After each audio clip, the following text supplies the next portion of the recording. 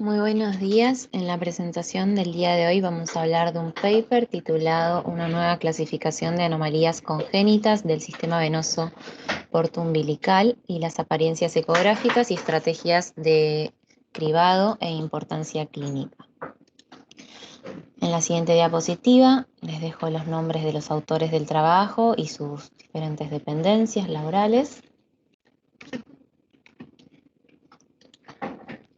En cuanto al sistema venoso portoumbilical, sabemos que juega un rol importante en lo que es el desarrollo embrionario, ya que nos va a asegurar el correcto flujo sanguíneo y el aporte de sangre oxigenada a las estructuras vitales del feto.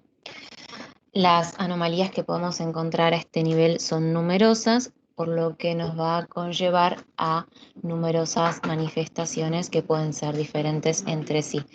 En general, las alteraciones que podemos encontrar en el sistema venoso portoumbilical son de difícil valoración ecográfica, si bien algunas de ellas las podemos ver y es necesario que las veamos. La idea de este paper es proponer una nueva clasificación, ya que existen varias, pero por lo que se dicen y se vio, estas clasificaciones anteriores no tienen una correlación clínica significativa con los hallazgos. Entonces se propone una nueva clasificación que sí la tenga eh, para poder tomar una decisión en cuanto a lo que va a ser el manejo y el pronóstico del paciente. En cuanto al sistema venoso portoumbilical per se, está compuesto por las venas vitelinas, umbilicales, porta, el ducto venoso, la vena mesentérica superior, la esplénica y la mesentérica inferior. En sí, las venas que vamos a poder detectar con claridad en lo que es la ecografía fetal in útero van a ser la vena umbilical, la vena porta y el ducto venoso. En sí, la vena umbilical va a tener su origen en lo que es la placenta, va a ingresar al abdomen e hígado a través del ligamento falciforme y se va a unir a la vena porta izquierda. Por otro lado, el ducto venoso va a salir de lo que es el seno portal, bypaseando lo que sería el hígado y drenando directamente en la vena cava inferior. La porta izquierda se va a dividir en inferior, media y superior, y por otro lado la derecha va a dar dos ramas, una posterior y una anterior. Esto sería la anatomía normal. Acá podemos ver una imagen de ecografía con aplicación de señal Doppler color, donde podemos ver la vena umbilical, la vena porta izquierda inferior, superior, la porta derecha, la vena porta izquierda media y la vena portal principal. En la siguiente diapositiva dejo un esquema de lo que es la circulación sanguínea fetal normal, donde podemos también distinguir las diferentes estructuras que describimos previamente. En cuanto a la clasificación propuesta en el trabajo, consta de 3 tipos diferentes, 1, 2 y 3. El primero va a constar de las anormalidades anatómicas y morfológicas de la vena porta en sí. El tipo 2 de las anormalidades anatómicas y morfológicas de la vena umbilical. El tipo 3, las anormalidades entre las conexiones vasculares que puedan llegar a formarse. Y como habíamos dicho, esta clasificación nos va a permitir una categorización de las anomalías según la posibilidad de ser diagnosticadas por ecografía y su importancia, o sea, la importancia del diagnóstico asociado a la clínica del paciente y, como habíamos dicho también, el hecho de que nos permita un manejo temprano y adecuado del feto o el neonato. En cuanto a las del tipo 1, tenemos para empezar lo que es la vena porta preduodenal, que es una entidad rara. En este caso vamos a ver que la vena porta pasa por delante del duodeno. Acá lo podemos ver, la vena porta en celeste, el duodeno en amarillo. En la imagen de arriba lo que estamos viendo es la disposición normal y cómo la primera parte del duodeno pasa por delante de lo que sería la vena porta. En general, esta entidad es mayormente asintomática, aunque hay casos en los que puede cursar con síntomas que son predominantemente obstructivos y en caso de la presencia de estos síntomas es muy frecuente que los pacientes requieran un tratamiento quirúrgico. Generalmente cursa con anomalías asociadas, como ser la malrotación intestinal, páncreas anular, malformaciones a nivel de las vías biliares, anomalías esplénicas y situs inversos. Así que es importante que si detectamos esta entidad en la, en la ecografía, también busquemos las posibles anomalías asociadas. En la ecografía, en el caso de que haya obstrucción duodenal, una de las cosas que vamos a encontrar es el signo de la doble burbuja, que va a ser bastante característico de esta entidad. Por otro lado, la variación de la vena porta y el ducto biliar.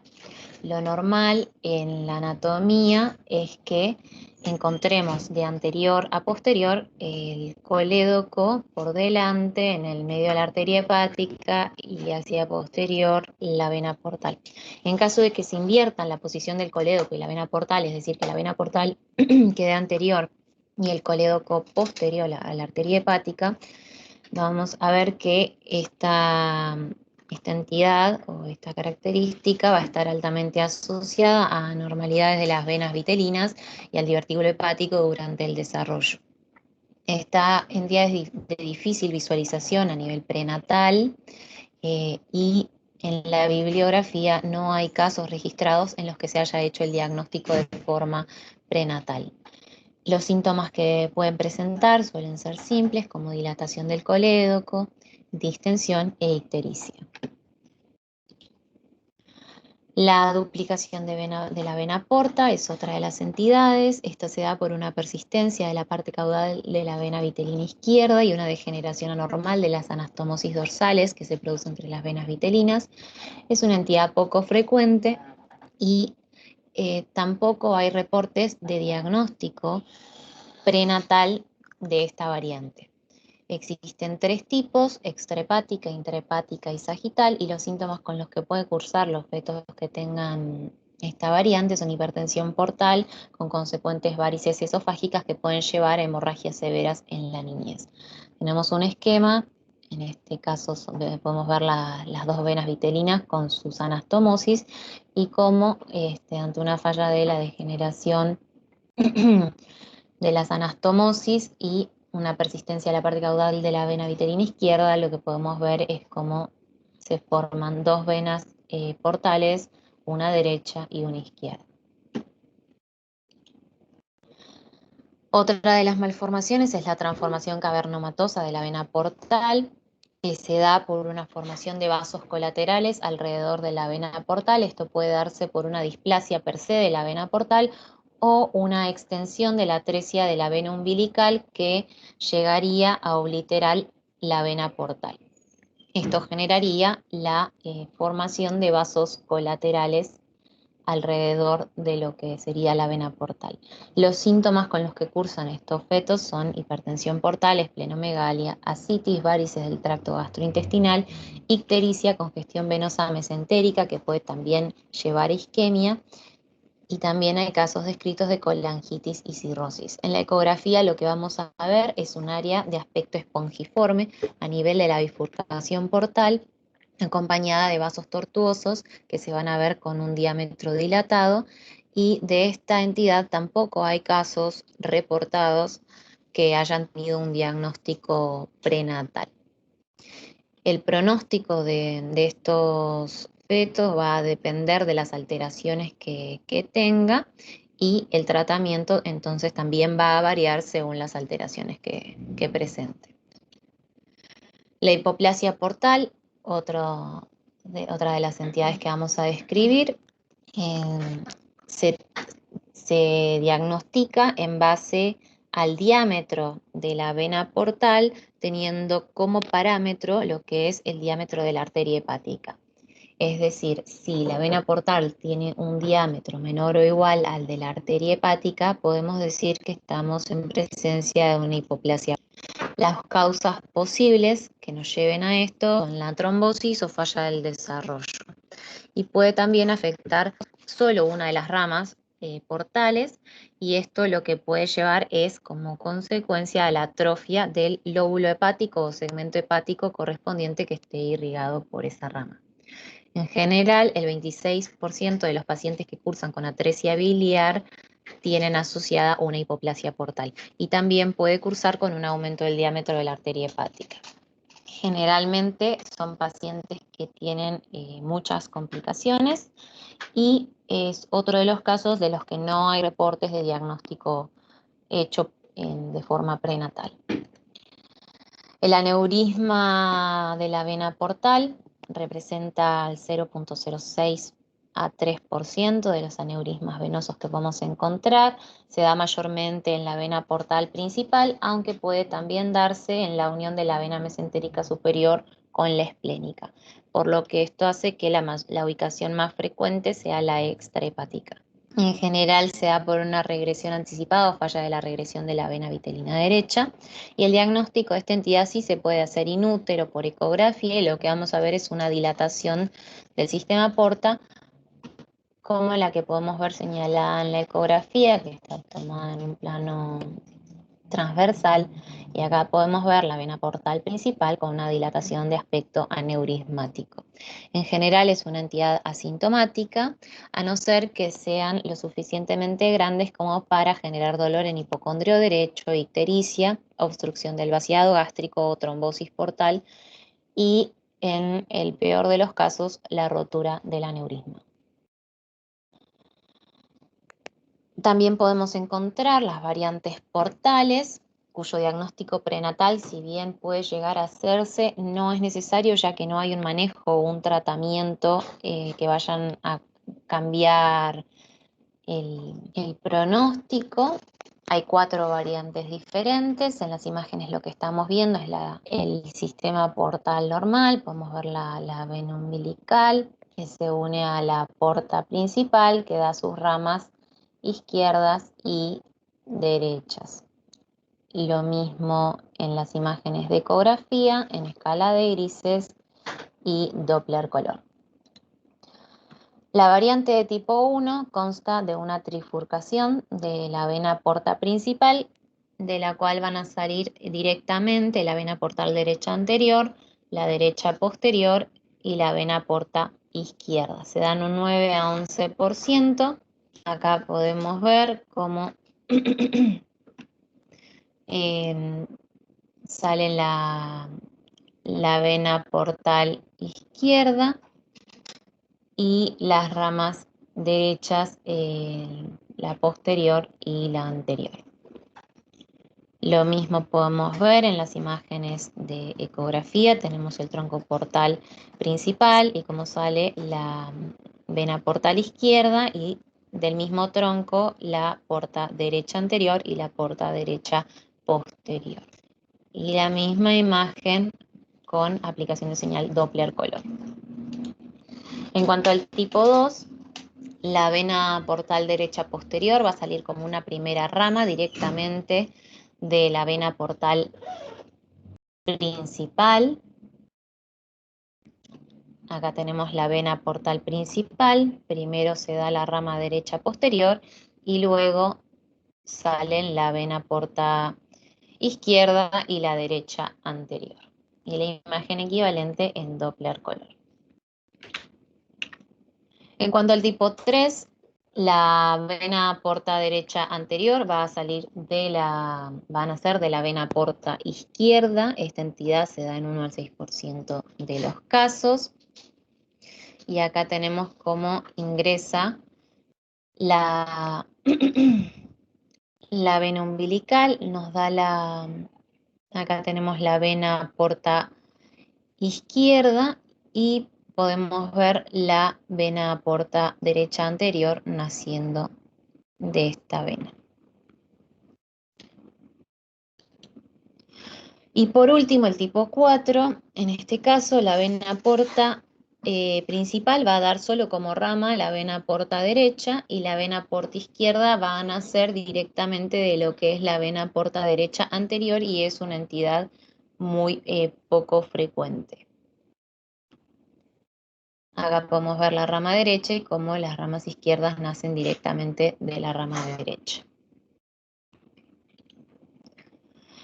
Otra de las entidades que podemos encontrar es la transposición de las venas portales derecha e izquierda. Es una entidad rara que se suele asociar a situs inverso, es mayormente asintomática, suele cursar con una función hepática normal y es otra de las entidades de las cuales no hay reporte de casos que se hayan diagnosticado prenatalmente y su diagnóstico prenatal no es necesario, ya que esta entidad no requiere tratamiento, así que no nos va a cambiar el pronóstico ni el manejo del paciente.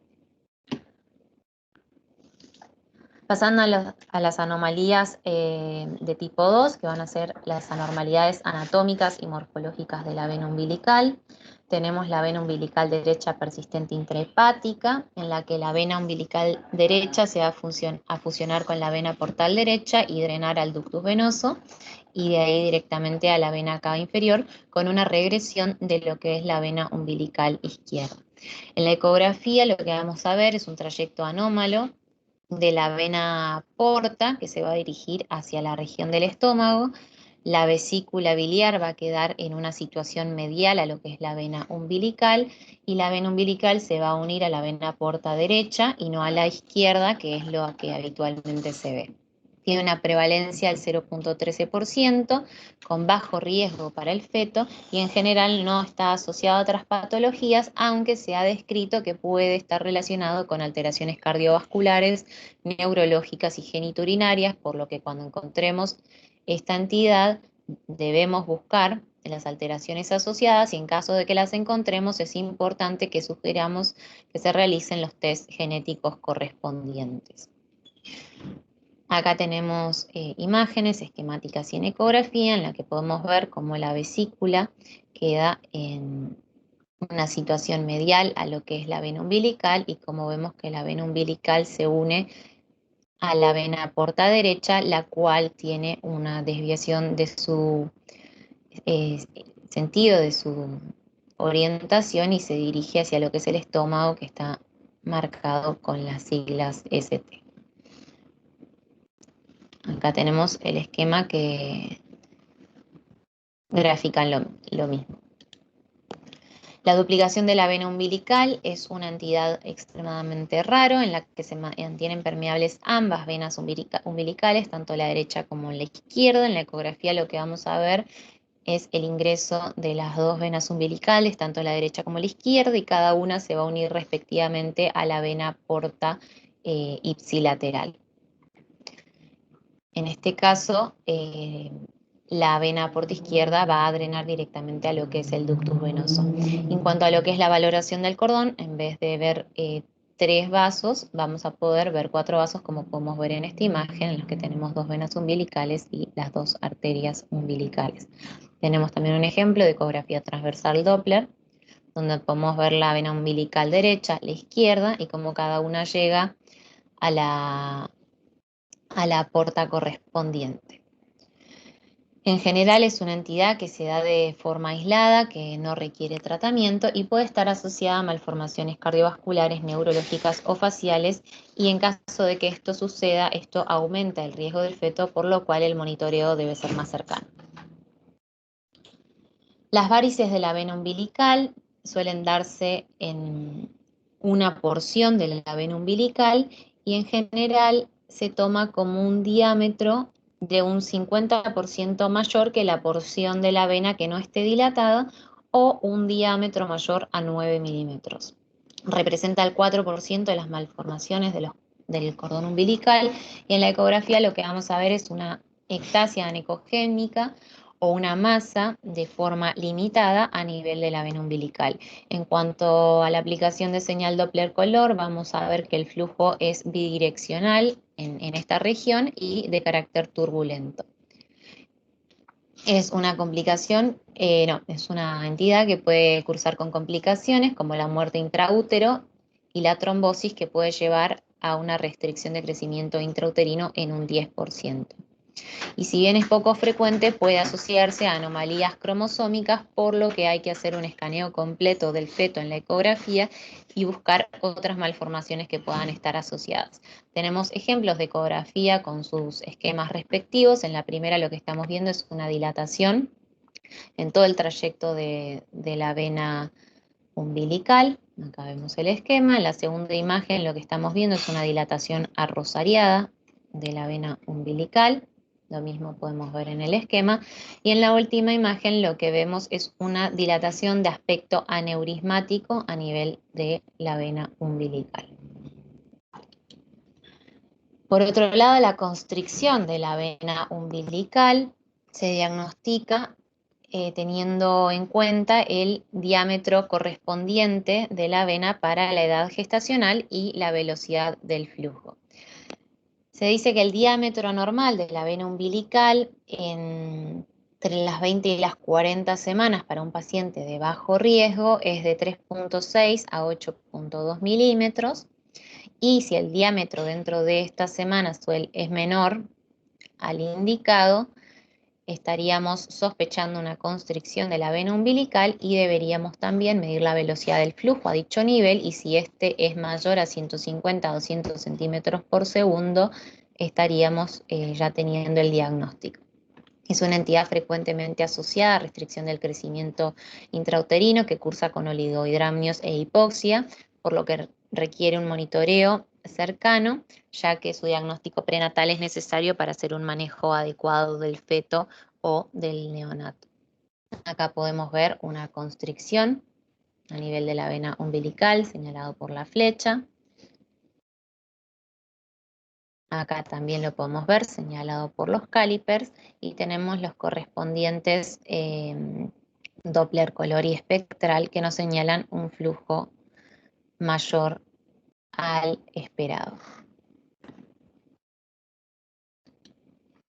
Pasando a las anomalías de tipo 3, son aquellas que podemos encontrar a nivel de las diferentes conexiones vasculares del sistema porta. Tenemos los shunts portosistémicos, de los cuales hay dos tipos, aquellos intrahepáticos y aquellos extrahepáticos. Los intrahepáticos se van a dar entre lo que son las venas hepáticas y el sistema portal intrahepático, y pueden cursar con un ducto venoso presente o ausente, como podemos ver en las diferentes imágenes esquemáticas que nos presentan. En la primera podemos ver la persistencia del ductus y en la segunda la ausencia del mismo. En general, las intrahepáticas tienen un alto riesgo de cursar con restricción del crecimiento intrauterino, por lo que requieren un monitoreo cercano, y el diagnóstico de esta entidad prenatal es necesario, ya que esto nos va a permitir de nuevo lo que es el manejo adecuado del paciente. En cuanto a los extrahepáticos, vamos a ver que la sangre portal va a drenar directamente en lo que es la vena cava inferior, y suelen estar asociados a otras malformaciones y van a cursar con signos como falla cardíaca, hidrops fetal y cardiomegalia, por lo que estos pacientes también requieren un monitoreo cercano y el diagnóstico prenatal es necesario. En general, estas dos entidades cursan con una baja irrigación hepática, lo que nos puede llevar a una hepatomegalia con disfunción hepática, y esto llevar a un aumento del riesgo del desarrollo de tumores de tipo malignos. Y ya en el estadio neonatal podemos ver síntomas como colestasis, síndrome hepatopulmonar, encefalopatía e hipertensión pulmonar. Tratamiento es quirúrgico y, como dijimos, monitoreo cercano y el diagnóstico prenatal es necesario. Tenemos un ejemplo donde podemos ver la presencia del ductus venoso, y en el segundo caso, perdón, no vemos, vemos la ausencia del ductus, tanto en escala de grises como en la aplicación de señal Doppler. En este ejemplo vemos una vena portal que desemboca directamente en lo que es la vena cava inferior, con la presencia de shunts portosistémicos intrahepáticos, y en la segunda imagen, como podemos ver, la vena porta también desemboca en la vena cava inferior, pero en este caso vemos la ausencia de los diferentes shunts portosistémicos. En cuanto a los shunts umbílicos sistémicos, se van a dar por la agenesia de la vena portal izquierda y el ductus venoso. En este caso, la vena umbilical va a drenar directamente a la aurícula derecha o a la vena cava inferior, o también puede hacerlo hacia la vena renal o ilíaca. Esto se puede ver en la ecografía, por lo que se puede realizar el diagnóstico prenatal. Esta entidad tiene un alto riesgo de asociación con anomalías cromosómicas y generalmente cursa con ausencia de lo que son los shunts intrahepáticos normales. Es una entidad de mal pronóstico, por lo que el diagnóstico prenatal es necesario, ya que tienen una tasa baja de supervivencia.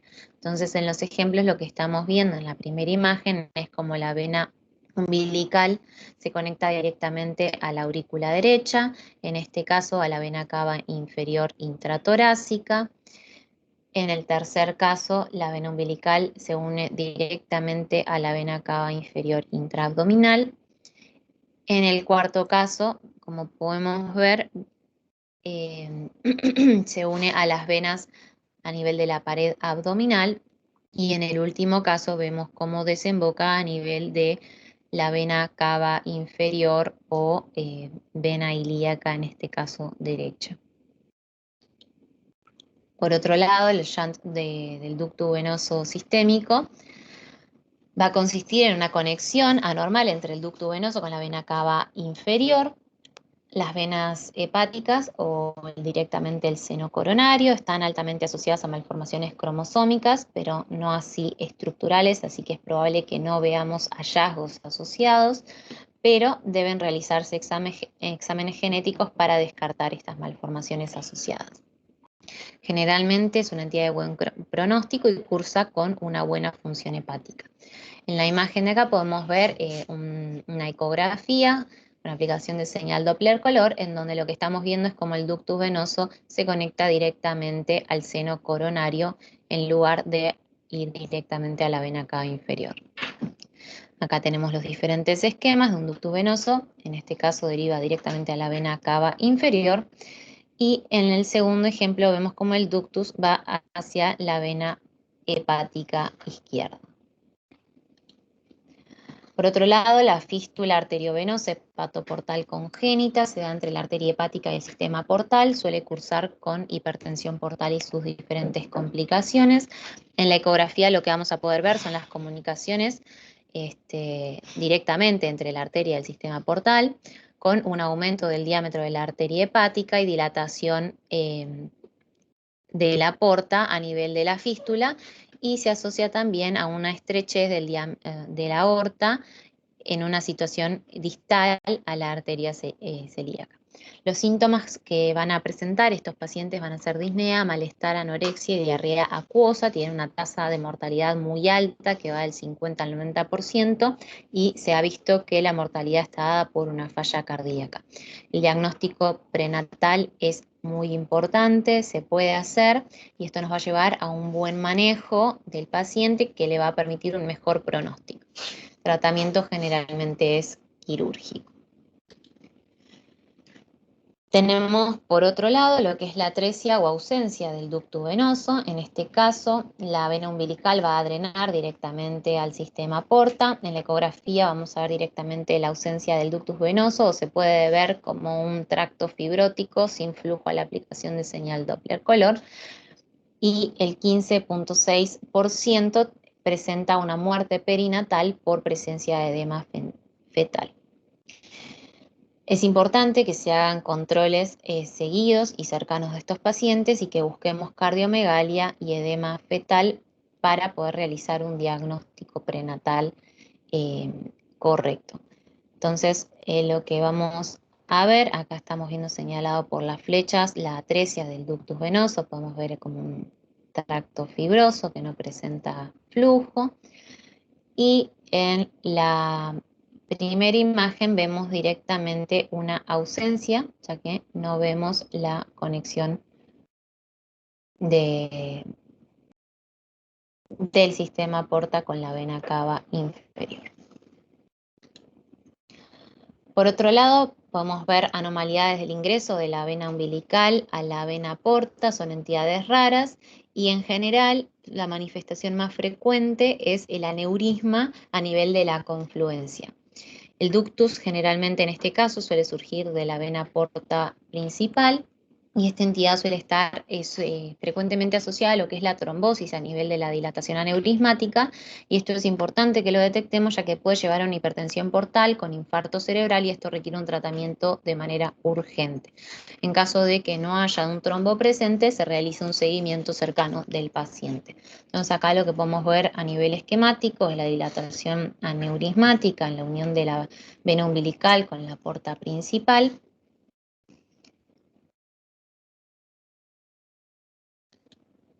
Y bueno, como conclusión, el paper nos deja que la embriología del sistema portoumbilical venoso es compleja, que todos los tipos de las anomalías del desarrollo y variaciones morfológicas son diferentes y existe superposición entre las diferentes clasificaciones. Algunas de las anomalías de este sistema no están informadas hasta ahora en estudios prenatales relevantes, como hemos dicho en cada caso en particular, y además es difícil el diagnóstico ecográfico prenatal definitivo de todas las anomalías del sistema portoumbilical venoso.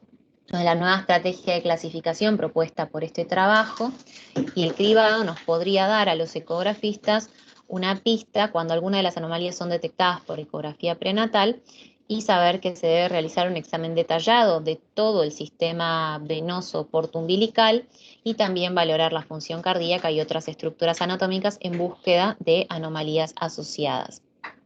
Una vez que detectemos anomalías asociadas, es necesario que reevaluemos el pronóstico y la posibilidad de realizar un test genético. En la siguiente diapositiva dejo un esquema tipo algoritmo a modo resumen de lo que hablamos en el trabajo.